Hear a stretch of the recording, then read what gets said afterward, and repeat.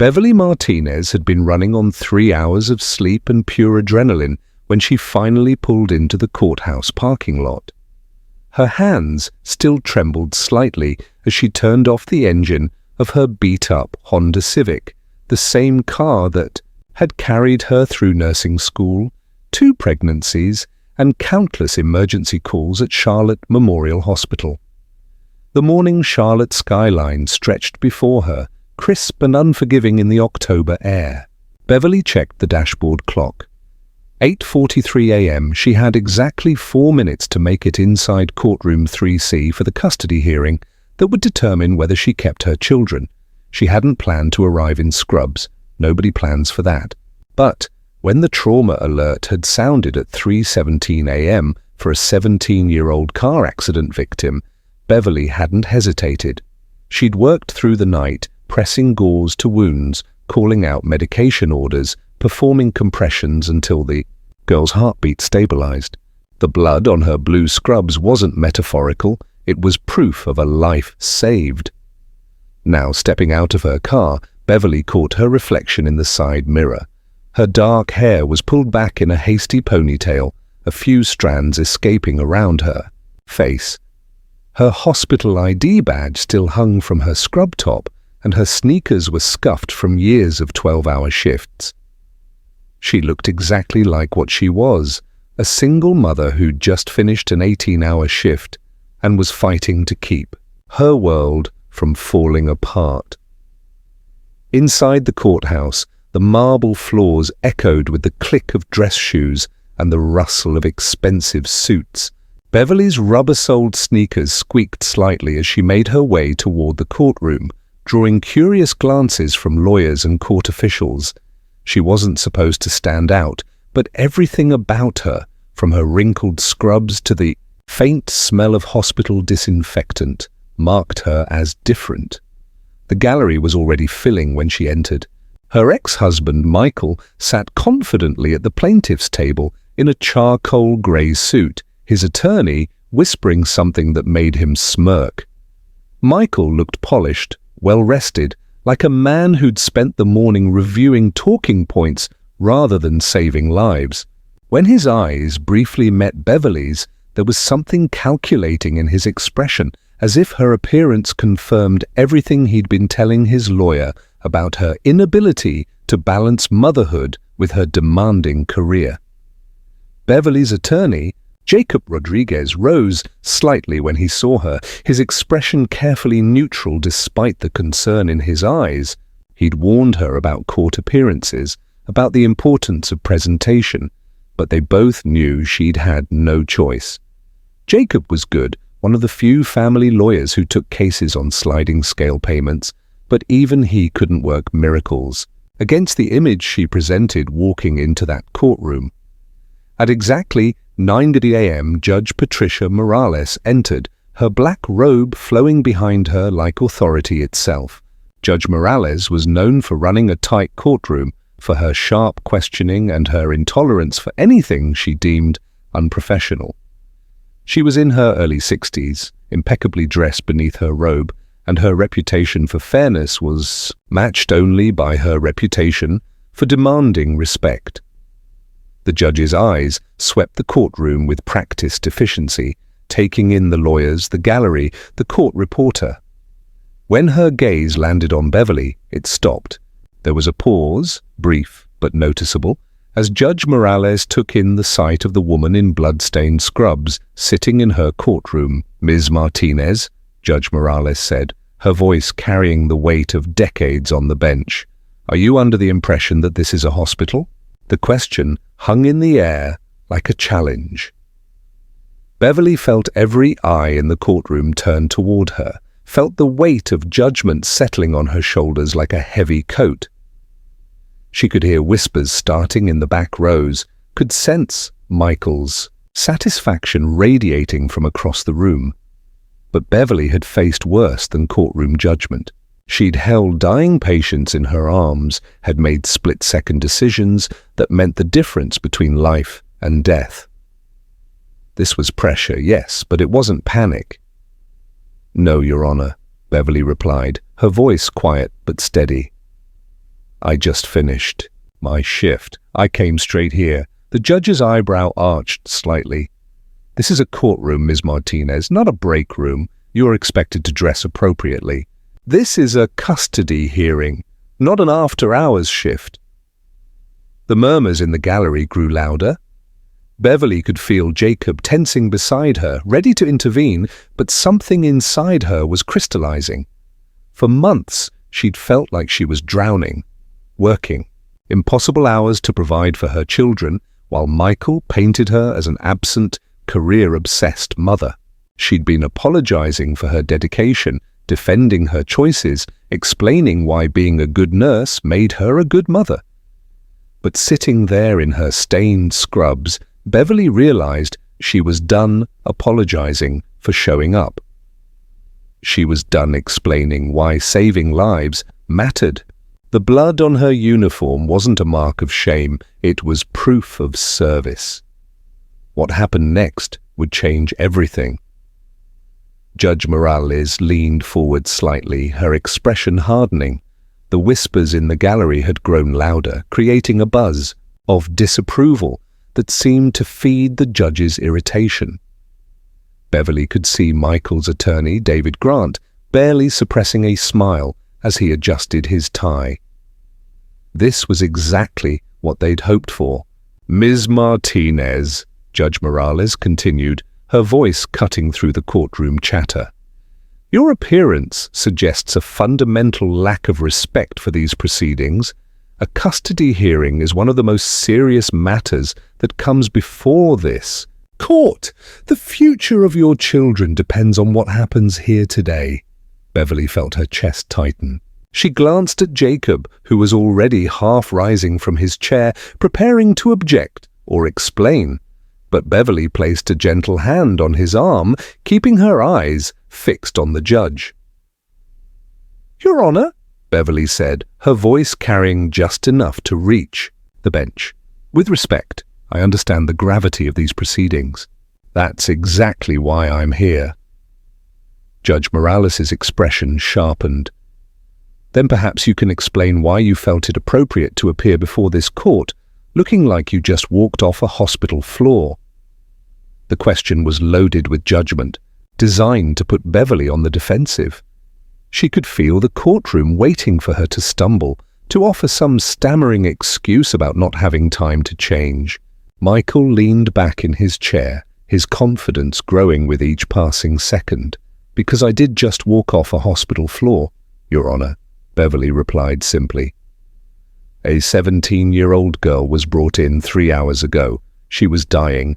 I helped save her life. That may be admirable, Ms. Martinez, but it doesn't excuse— I had a choice, Beverly interrupted, her voice still quiet, but suddenly carrying a weight that made the judge pause.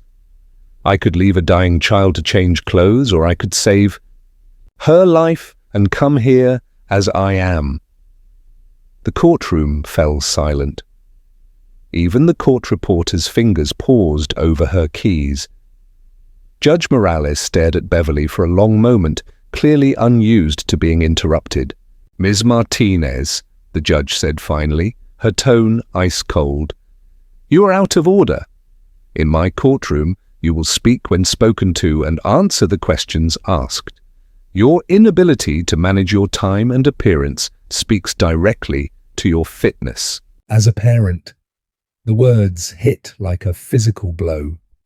Beverly felt something crack inside her chest, not break, but shift. She'd spent months being reasonable, being accommodating, letting lawyers and judges and even Michael frame her dedication to her patients as a failure to her children. Your Honor, Jacob stood quickly, his voice urgent.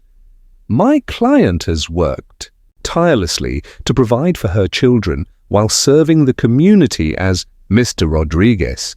Judge Morales cut him off with a sharp look. Your client's work schedule is precisely the issue here. Ms. Martinez, you will remain silent unless directly asked a question. We will now proceed with opening statements. Beverly sat back in her chair, the sting of public humiliation burning in her cheeks. Around her, she could hear whispers. unprofessional. No respect. What kind of mother? Michael's attorney was already standing, confidence radiating from every gesture as he prepared to paint her as exactly what the judge seemed to think she was, a woman so consumed with her career that she couldn't even dress appropriately for a custody hearing. But something had shifted in Beverly. The judge's words, meant to silence her, had instead crystallized something that had been building for months. She wasn't going to apologize anymore for being exactly who she was, a nurse who saved lives, a mother who worked impossible hours to provide for her children, a woman who showed up when it mattered most. Judge Morales had made one critical mistake. She'd assumed that Beverly's scrubs were a sign of disrespect rather than dedication. She'd judged the uniform without understanding the service. Beverly sat quietly as the proceedings began around her, but inside she was preparing for something. No one in that courtroom expected. David Grant stood at the center of the courtroom like a man who'd already won. His opening statement was surgical in its precision, each word chosen to paint Beverly as exactly what Judge Morales seemed to believe she was, an irresponsible mother whose priorities were dangerously misaligned. "Your Honor," Grant began, his voice smooth and confident, "the evidence will show that Ms. Martinez consistently chooses her career over her children. She works unpredictable hours, often staying late without notice. She misses school events, arrives late to pickups, and as we can see today, lacks the basic judgment to present herself appropriately in court." Beverly felt each word land like a physical blow. Grant gestured toward her as he spoke, making her Bloodstained Scrubs Exhibit A in his case against her fitness as a mother. "Mr. Martinez," Grant continued, turning toward Michael, "has documented numerous instances where Ms. Martinez was unreachable during emergencies involving their children.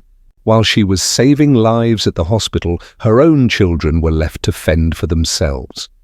The lies were expertly woven with enough truth to be believable. Yes, Beverly worked long shifts. Yes, she sometimes stayed late when the unit was short-staffed. But the idea that she neglected her children was so fundamentally wrong that it took her breath away. Judge Morales nodded along with Grant's presentation, her expression growing more severe with each example. When he mentioned Beverly's appearance, today the judge actually shook her head in visible disapproval. In the gallery, Beverly could feel the weight of judgment settling over the room like fog. A woman in the third row whispered to her companion, "What kind of mother shows up to court like that?" An elderly man near the back shook his head sadly. Even some of the court staff exchanged meaningful glances. Michael sat at the plaintiff's table, playing the role of concerned father perfectly. He nodded gravely at appropriate moments, occasionally looking toward Beverly with what someone might mistake for pity. He'd traded his wedding ring for a simple gold band that caught the light when he gestured, a subtle reminder that he'd moved on, found stability, while Beverly remained alone and struggling. Jacob's opening statement fought valiantly against the narrative Grant had established, but Beverly could see the uphill battle they faced. How do you defend dedication when it's being framed as neglect? How do you explain that saving lives makes you a better mother, not a worse one? Ms. Martinez has never missed a parent-teacher conference, Jacob argued. She volunteers for every school fundraiser. Her children's academic records speak to the stability and support she provides. But his words felt hollow against the visual evidence sitting right there in the courtroom. Beverly could see it in Judge Morales's expression. Every point Jacob made was being weighed against the woman in blood-stained scrubs who'd interrupted the judge and shown up looking unprofessional. During a brief recess, a young lawyer from Grant's firm approached Jacob near the water fountain. Beverly couldn't hear the conversation, but she saw Jacob's jaw tighten, saw him shake his head firmly. When he returned, his expression was grim. "What did he want?" Beverly asked quietly.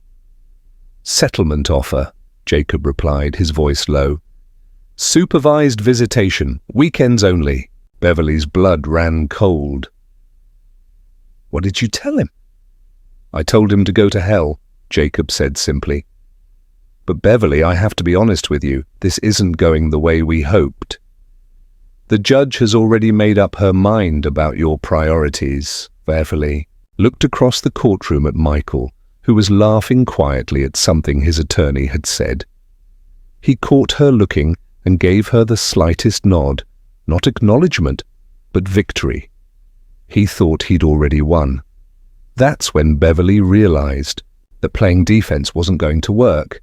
Being reasonable, being apologetic, being the good divorced mother who doesn't make waves, none of that was going to save her children. She needed to stop defending who she was and start explaining why it mattered. The testimony phase began, with Michael taking the stand, and Beverly watched her ex-husband transform into the perfect picture of a concerned father. His voice was measured, his answers thoughtful, his demeanor suggesting a man reluctantly forced to seek custody because he genuinely feared for his children's welfare. "Your Honor," Michael said, his voice carrying just the right note of sadness. "I don't want to paint Beverly as a bad person. She's not, but she's lost perspective. Last month, she missed Emma's school play because she was called in for an emergency. 2 weeks ago, she was 3 hours late picking up Jason from soccer practice because her shift ran long." Each example felt like a knife twist. Beverly wanted to scream that the emergency had been a multi-car accident with 6 casualties, that she'd stayed late because a pregnant woman was hemorrhaging and needed immediate surgery. But in the sanitized language of the courtroom, her life-saving work became poor time management and misplaced priorities. "The children love their mother," Michael continued, "but they need stability. They need someone who puts them first, not second to hospital emergencies." Judge Morales nodded sympathetically. "Mr. Martinez, can you give the court an example of how this has affected the children directly?" Michael's expression grew pained, as if the next words hurt him to say. "Last week, Emma had a fever of 103 degrees. I called Beverly repeatedly, but she was in surgery and couldn't be reached. I had to take Emma to the emergency room myself." The courtroom gasped softly. Even Jacob shifted uncomfortably beside Beverly. It sounded damning. A mother unreachable during her child's medical emergency. What Michael didn't mention was that Beverly had been in the OR performing emergency brain surgery on a 6-year-old who'd fallen from a playground. What he didn't say was that Emma's fever had broken before they even reached the hospital, that the ER doctor had sent them home with instructions to give her children's Tylenol. What he didn't explain was that Beverly had driven straight to his house at 2 a.m. to check on Emma herself, staying awake all night to monitor her temperature. But none of that mattered in the narrative Michael was weaving. "Your Honor," David Grant interjected smoothly, "we'd like to submit Exhibit C, a log of Ms. Martinez's work schedule over the past 6 months, showing the irregular hours and frequent overtime that make consistent parenting impossible." Beverly stared at the papers being handed to the judge. Someone had been documenting her every shift, every late night, every time she'd stayed to help save a life. Her dedication had been turned into evidence against her. Judge Morales studied the documents, her frown deepening. "Ms. Martinez works an average of 67 hours per week," she noted aloud. "That's nearly double a standard work week." "Yes, Your Honor," Grant replied. "And that's just scheduled time. The log doesn't include the frequent calls that bring her in on days off." Beverly felt something break inside her chest. Not her spirit, something deeper. The careful control she'd maintained throughout the hearing, the respectful silence she'd kept despite every instinct screaming at her to speak up. She thought about Emma, 8 years old, who wanted to be a nurse, just like Mommy. She thought about Jason, 10, who bragged to his friends that his mum saved people's lives. She thought about the countless nights she'd come home exhausted, but still helped with homework, still read bedtime stories, still tucked them in with kisses and promises that everything would be okay. Judge Morales was flipping through the work schedule, shaking her head. "Ms. Martinez," she said, without looking up, "this level of work commitment is incompatible with the stability children require. How do you justify—" "Your Honor." Beverly stood up, her voice cutting through the courtroom like a blade. The room went dead silent. Jacob grabbed for her arm, trying to pull her back down, but Beverly gently stepped away from him. "Your Honor," she repeated, her voice steady but carrying an edge that made everyone lean forward. "May I ask you a question?" Judge Morales looked stunned. In 30 years on the bench, she'd rarely been interrupted, and never by a defendant in blood-stained scrubs. "Ms. Martinez, you are out of order. Sit down immediately." "Your Honor," Beverly continued, ignoring the command, "if your child was dying, and I was the nurse assigned to save their life, would you want me to leave at the end of my shift?"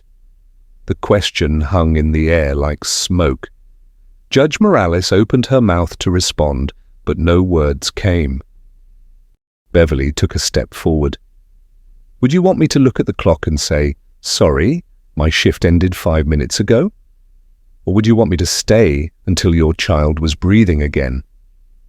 The courtroom was electric with tension. David Grant was on his feet, objecting, but Judge Morales raised a hand to silence him, her eyes locked on Beverly. "Because that's what those 67 hours represent," Beverly said, her voice growing stronger. "Every late night on that schedule is someone's child who got to go home alive. Every missed dinner is someone's parent who got to say goodbye.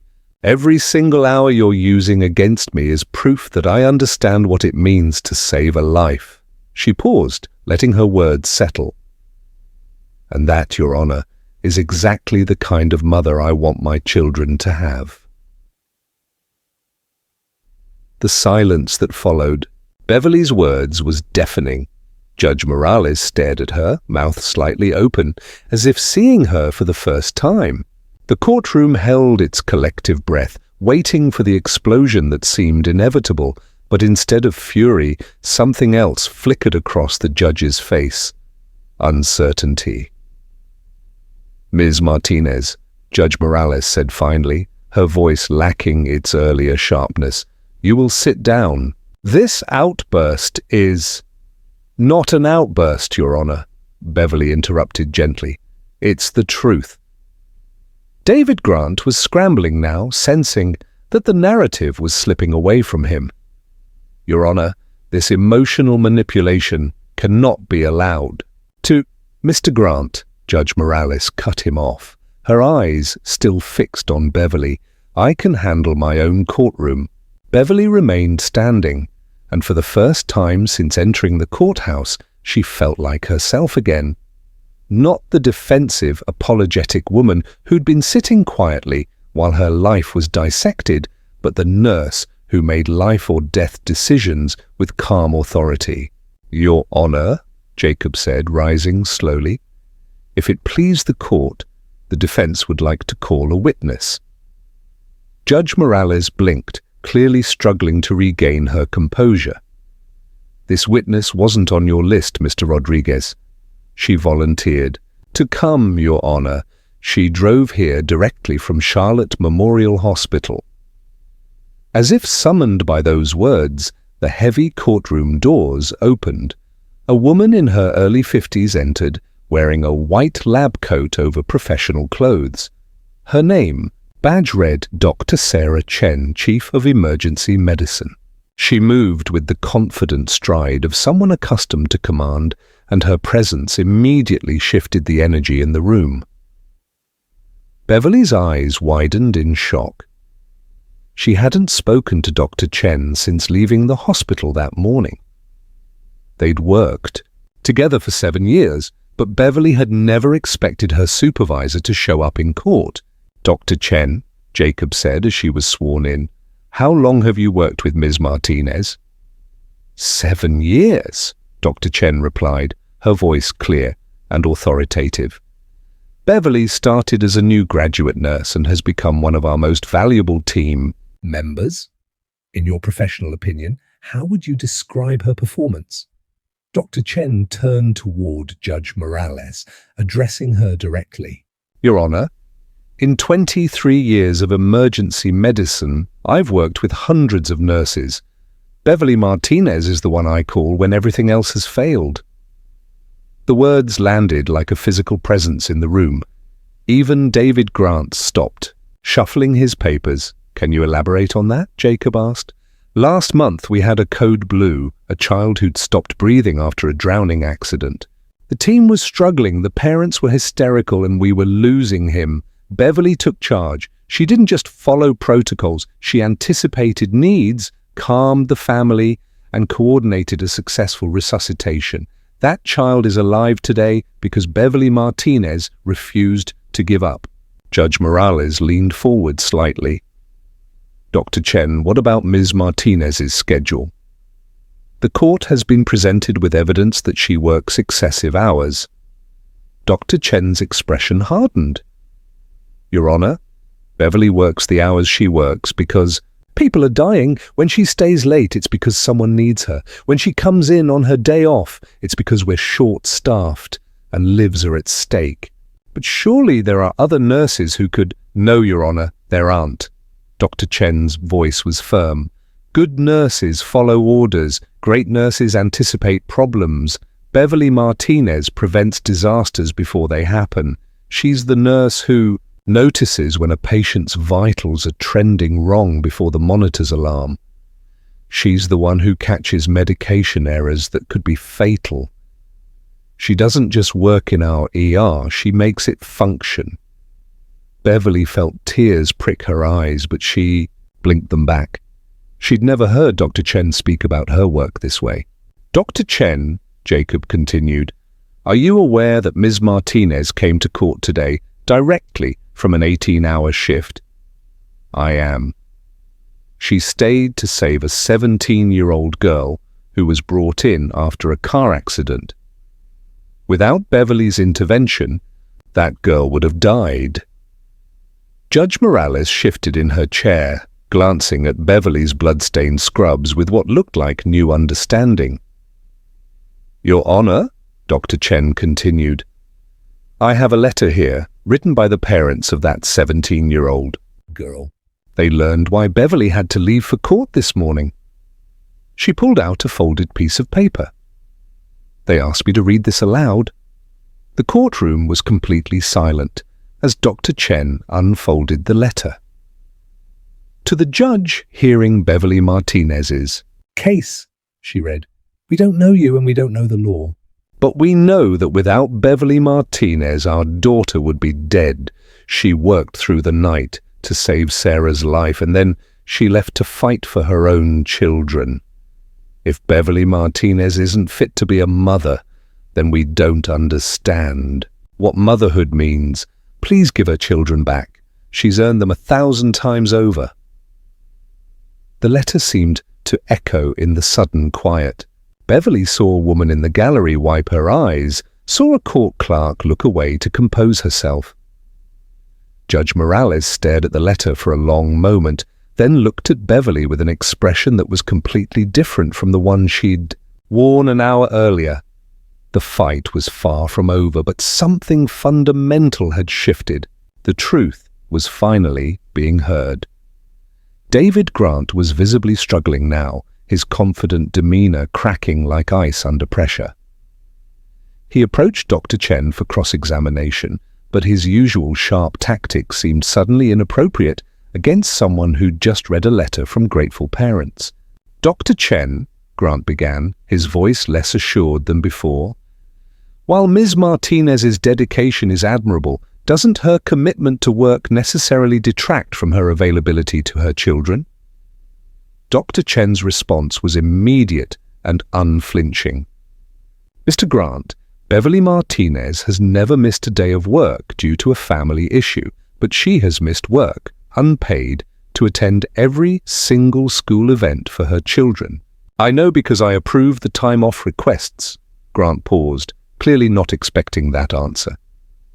But surely her demanding schedule makes her more organized, more efficient, and more capable than most parents, Dr. Chen interrupted. I've watched Beverly coordinate complex medical emergencies while simultaneously helping her daughter with homework over the phone. If that's not good parenting, I don't know what is. Judge Morales was taking notes now, her pen moving quickly across the legal pad. The stern disapproval that had marked her expression earlier was being replaced by something else. Curiosity, perhaps even respect. Michael shifted uncomfortably at the plaintiff's table. This wasn't going according to plan. He leaned over to whisper urgently to Grant, but his attorney waved him off, focused on trying to salvage his cross-examination. Dr. Chen, you work with Ms. Martinez professionally? Are you really qualified to judge her parenting abilities? Dr. Chen smiled for the first time since taking the stand. Mr. Grant, I've seen Beverly Martinez comfort terrified children in our ER. I've watched her explain medical procedures to kids in terms they can understand, making them laugh even when they're scared. I've seen her hold crying parents while their children are in surgery. If you want to know about someone's parenting instincts, watch how they treat other people's children when nobody's looking. The gallery was hanging on every word. Beverly could see people leaning forward, completely absorbed in Dr. Chen's testimony. A young woman in the back row was quietly crying, and even the court reporter seemed more engaged than usual. Grant made one last attempt. But the fact remains that Ms. Martinez works more hours than most parents, correct? Yes, Dr. Chen replied, simply. And she uses every one of those hours to serve others. She works extra shifts to pay for her children's school activities. She volunteers for holiday coverage, so nurses with less seniority can spend time with their families. She mentors new nurses in her spare time. If working hard to provide for your family and serve your community disqualifies you from parenthood, then we have a very strange definition of good parenting. Grant sat down abruptly, recognizing that he was only making things worse for his client. Jacob stood for redirect. Dr. Chen, one final question. If you had children, would you trust Beverly Martinez to care for them? Dr. Chen didn't hesitate. Mr. Rodriguez, I do have children, 2 of them, and I would trust Beverly Martinez with their lives without question. As Dr. Chen stepped down from the witness stand, the courtroom buzzed with quiet conversation. The narrative that had seemed so clear an hour earlier, the irresponsible mother who chose work over family, was unraveling completely. Judge Morales called for a brief recess, and as people filed out, Beverly could hear fragments of conversation that were radically different from what she'd heard earlier. Did you see her scrubs? She literally saved a life this morning. That letter from the parents. I never thought about it that way. Michael approached Beverly during the break, his confident facade finally cracking. Bev, he said quietly, this doesn't have to go any further. We could work out shared custody 50-50. Beverly looked at her ex-husband, really looked at him, for the first time in months. He was scared. The man who'd been so certain of victory was now scrambling for a compromise. Michael, she said softly, I'm not the one who started this fight, but I'm going to finish it. When court reconvened, Judge Morales seemed different. She looked at Beverly not with disapproval, but with something approaching understanding. The blood-stained scrubs that had seemed so inappropriate an hour earlier now looked like exactly what they were, evidence of service, sacrifice, and unwavering dedication to saving lives. The tide had turned, and everyone in the courtroom, Feel it. Judge Morales resumed her seat with a gravity that seemed different from before. The courtroom was packed now. Word had somehow spread during the recess, and additional observers had filled every available seat. Beverly noticed several people in scrubs in the gallery, nurses and medical professionals who had somehow learned about the hearing.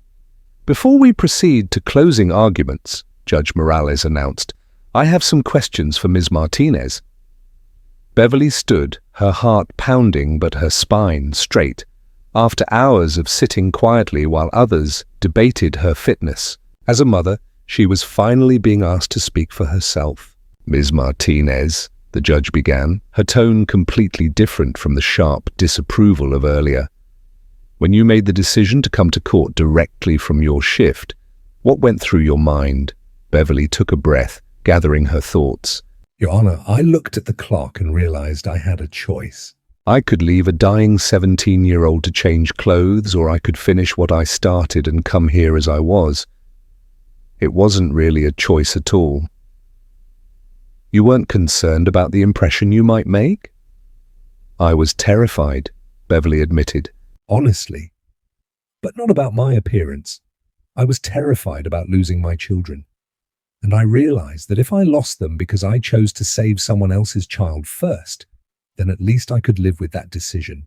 If I lost them because I chose appearances over life, she shook her head. I couldn't live with that. Judge Morales nodded slowly.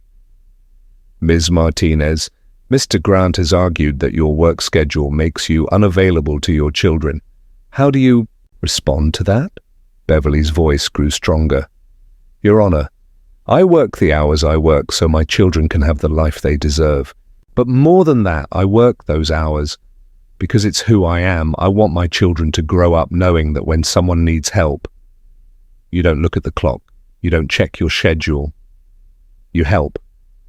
And if your custody schedule required you to reduce your hours at the hospital, Beverly paused, understanding that this was the crucial question.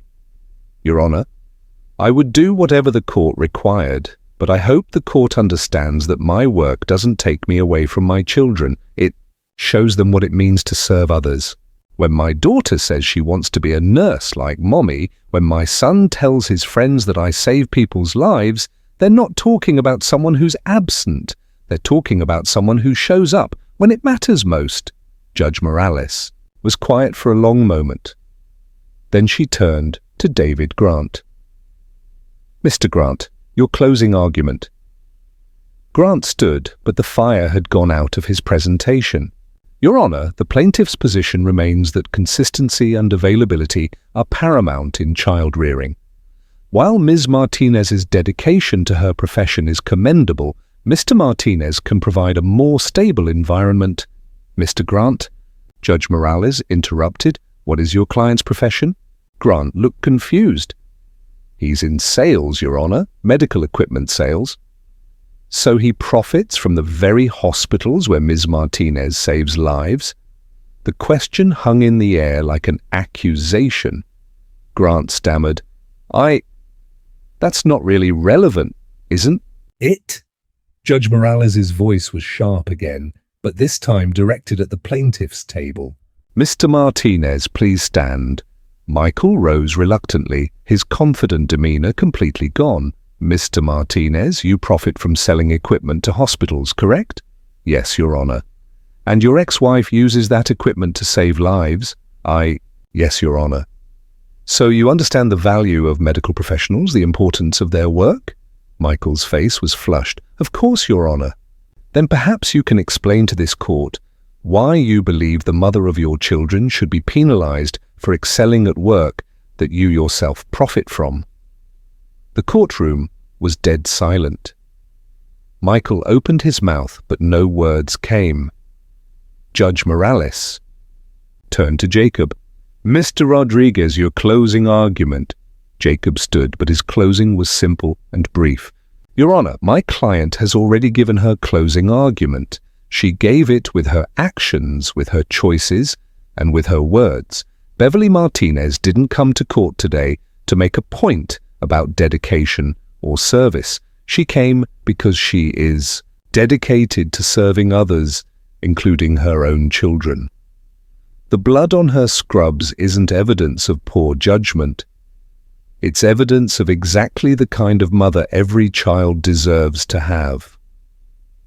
Judge Morales looked around the courtroom one final time. When she spoke, her voice carried a weight that seemed to fill every corner of the room. In 30 years on this bench, I have never seen a case that challenged my understanding of fitness and dedication quite like this one.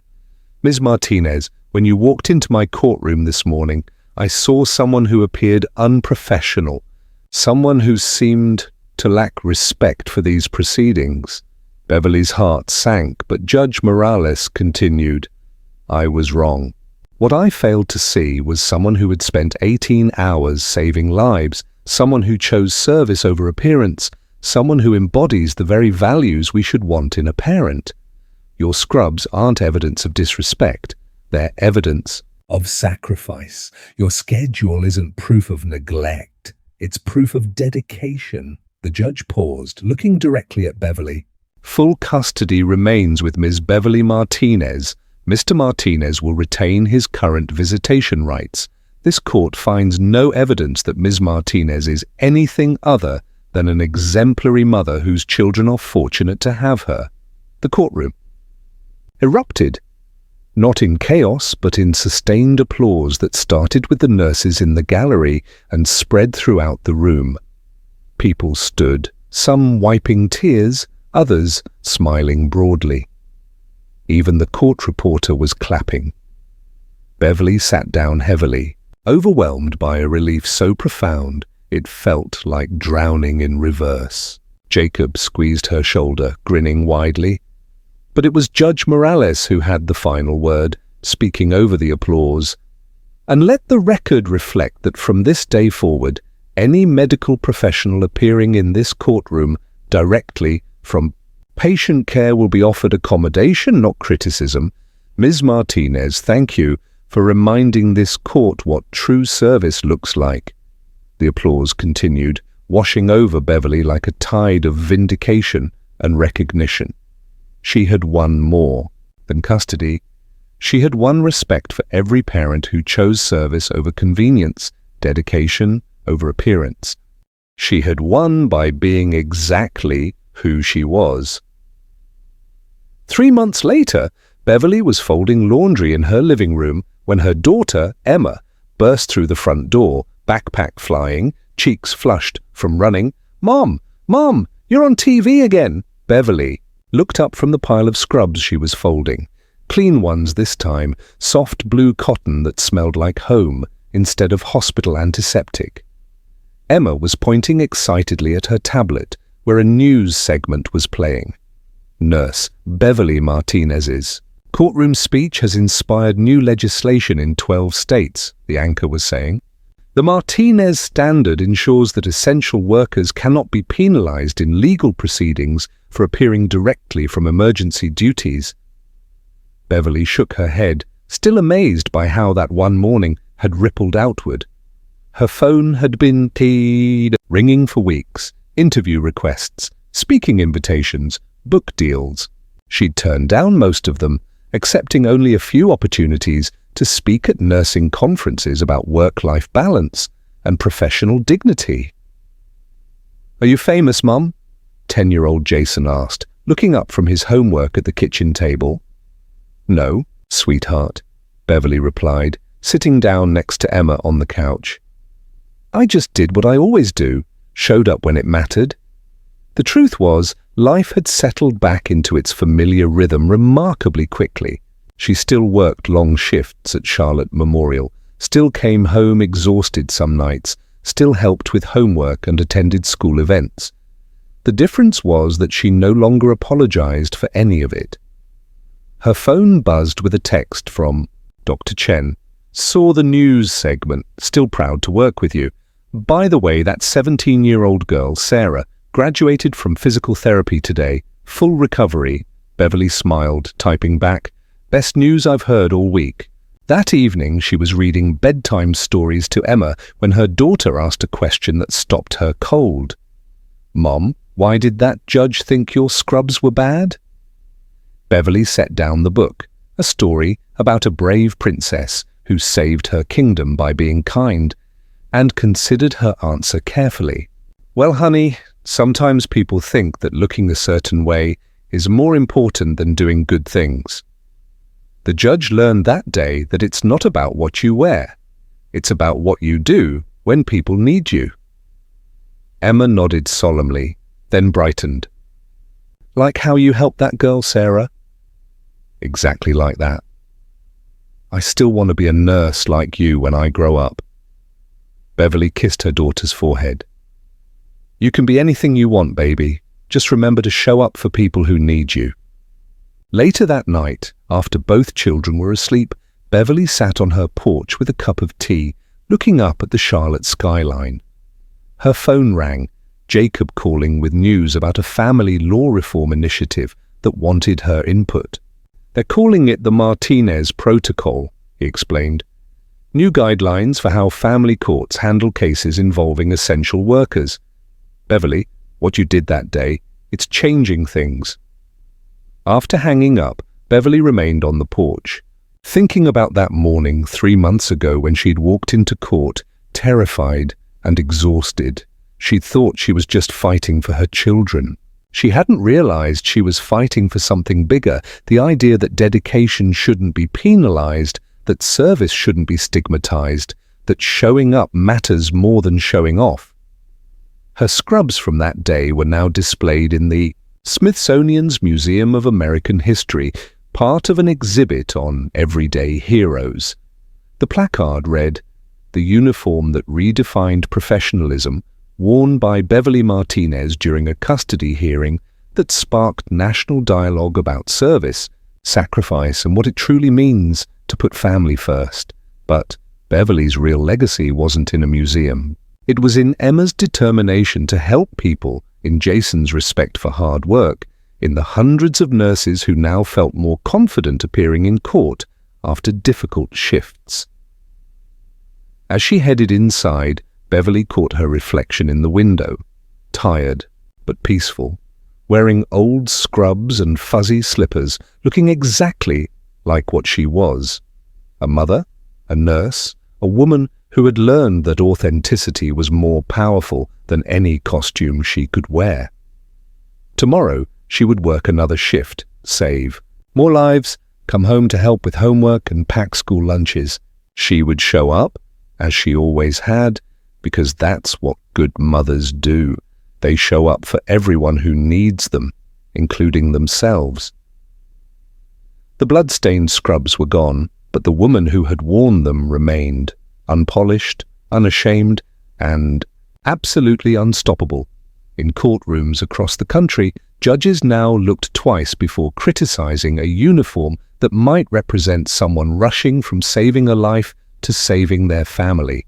And in Charlotte, North Carolina, 2 children went to bed every night knowing their mother was both a hero to strangers and completely, perfectly theirs. Beverly Martinez had won more than a custody battle. She had won the right for every working parent to be seen, not for how they looked in their worst moments, but for how they showed up when it mattered most, and that, she knew, was worth everything. If you enjoyed this story, don't forget to hit the subscribe button and become a part of our Everyday Life Stories community. Beverly's courage to stand up for what's right reminds us that sometimes the most powerful moments come from simply being authentic and true to our values. Where are you watching from? Drop a comment below. I tell you what, we love hearing from our amazing viewers around the world. Have you ever had a moment where you had to choose between doing what's right and doing what's expected? Share your story with us. What did you think of Judge Morales' transformation throughout this case, and how did Beverly's quiet strength inspire you? Let us know in the comments, and don't forget to share this story with someone who needs to hear that showing up authentically is always more powerful than showing up perfectly. Thanks for being part of our community, and we'll see you in the next story.